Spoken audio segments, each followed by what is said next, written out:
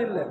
मग तुम्ही 1 रुपयावरती भारत सरकार आहे, त्याच्यावरती असं काही कुठं वचन खंड नाही आहे की मी तुम्हाला 1 रुपया देण्याचं वचन देतो वगैरे, असं काही खंड नाही आहे. परंतु 2 रुपयाच्या वरच्या ज्या नोट आहेत त्या प्रत्येकावरती लिहिलेलं आहे की मैं धारक को 10ची नोट असेल तर 10 रुपये देणे का वचन अदा करता हूँ, 20 असेल तर 20 रुपये देणे का वचन अदा करता हूँ. मग ह्या ज्या नोटा आहेत याच्यावरती लिहिलेलं आहे. आणि पहिल्या वेळेस असं लिहिलेलं होतं त्याच्याखाली की at any office of issue, म्हणजे तुम्ही ज्या कार्यालयामध्ये जिथून तुम्हाला नोट भेटते, म्हणजे RBIला नोट छापलेली आहे तर RBIमध्ये जा, तर तुम्ही बँकेमधून नोट घेतो तुम्हाला बँकेमध्ये जा, बँकेकडून तुम्हाला ते पैसे भेटायला पाहिजे. पण आता हे जे वचनखंड आहे ते वचनखंड पूर्ण बदललेलं आहे.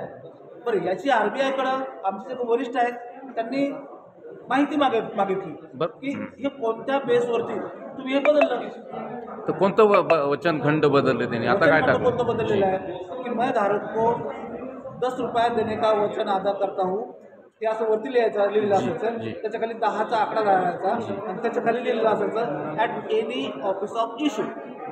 मग at any office of issue हे आता कोणत्याच नोटावर नाही आहे, कट केलेलं आहे. मग हे वचनखंड कोणत्या कायद्यानुसार कशानुसार त्यांनी बदललेलं आहे किंवा त्यांचं रिझोल्युशन काय आहे हे सर्व याच्यावरती आहेच ना क्लिअर कर.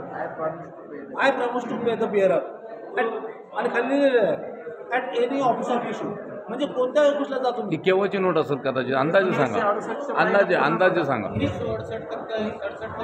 68 पर्यंत ही सगळी ही व्यवस्था होती.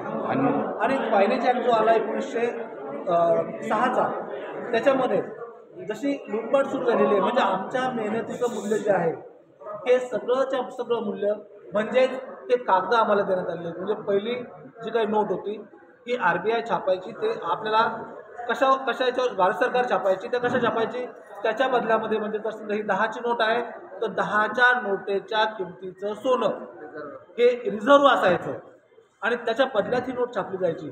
म्हणजे जर समजा एखाद्या व्यक्तीनं त्याची मागणी केली, काय मागणी केली, हे माझ्याकडे 10 रुपये आहेत, त्याच्यावरती लिहिलेलं आहे मग धारक को 10 रुपये देणे का वचन अदा करता हो, तर RBIकडं किंवा ज्या काही वित्तीय संस्था असतील त्यांच्याकडे 10 रुपये घेऊन जायचे आणि त्यांच्याकडून 10 रुपयाचं सोनं परत घ्यायचं. परंतु आता तशी व्यवस्था राहिलेली नाही आहे. हा वचनखंड पूर्ण बदललेला आहे. म्हणजे आज आपण जे खेळतोय फक्त आणि फक्त कागदावरती खेळतोय आणि आमचे आजे पहिले जे काही आतापर्यंत मेहनत करत आले आहेत त्यांची मेहनत, आतापर्यंत केलेले प्रयत्न हे सर्वच्या सर्व त्या कागदासाठी, जे काही कागदच खोटे आहेत, ही करन्सीच खोटी आहे, ही खोटी करन्सी आमच्या माती मारलेली आहे आणि आतापर्यंत अशा प्रकारे आमची मोठ्या प्रमाणात लूट केलेली आहे.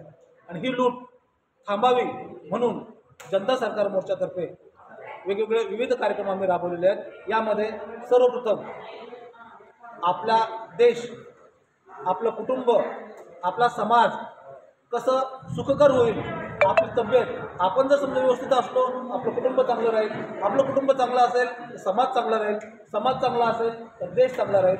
यासाठी आपला समाज सुधारण्यासाठी, प्रत्येकाचं वैयक्तिक सुधारण्यासाठी, शैक्षणिक सुधारणा होण्यासाठी, ह्या सर्वासाठी भारत जनता मोर्चा जो आहे ते काम करतो आहे. आणि त्यामध्ये पहिलं जे आहे ते करन्सीचं हातामध्ये घेतलेलं आहे आणि करन्सीसाठी खूप मोठ्या प्रमाणात आंदोलन चालू आहे. कोण काम करतंय म्हटलं? जनता सरकार मोर्चा. जनता सरकार मोर्चा. आपलं नाव? माझं नाव ॲडव्होकेट पवन साळवे.